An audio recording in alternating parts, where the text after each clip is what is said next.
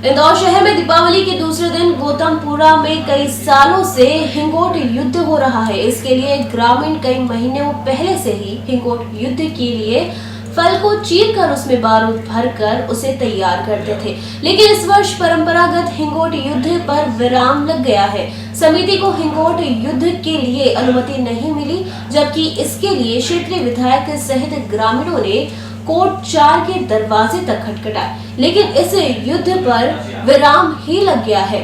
युद्ध के निरस्त होने से कई लोग निराश हो गए हैं। मैं लगातार पिछले महीने भर से मांग करते आ रहा हूं कि हिंगोट युद्ध होना चाहिए। परंपरा जो चली आ रही है उसमें कोई हस्तक्षेप ना हो। मुझे एक चीज़ समझ में नहीं आती है कि जब चुनाव आते हैं तो आप हज़ारों लोगों की रैली की परमिशन देते हैं, चुनाव आते हैं तो आप हज़ारों लोगों की सभाओं की परमिशन देते हैं, उस समय कोरोना नहीं फैलता। क्या सिर्फ धार्मिक भावनाओं को ठेस पहुंचाने से कोरोना बंद हो जाएगा?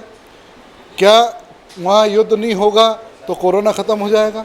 लेकिन जब वहाँ की जितनी भी गौतमपुरा में रुणजी और गौतमपुरा की 2 टीमें, कलिंगा और तुर्रा नाम की जो टीमें थी, वो परंपरागत तरीके से आती है।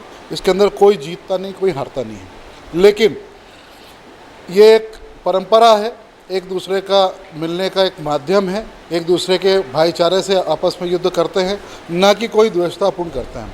मैंने पहले भी मांग करी थी, शिवराज सिंह जी को लेटर भी लिखा था और बाकी तमाम लोगों को भी मैं पहले भी बोल चुका हूँ कि जिस प्रकार से इतने सालों से जब ये चल रहा आ रहा है तो आज इसे क्या ज़रूरत पड़ गई कि अपने को बैन करना पड़ा। मैं पुनः ये कहता हूँ कि ये सिर्फ तानाशाही है, तानाशाही के अलावा कुछ भी नहीं है।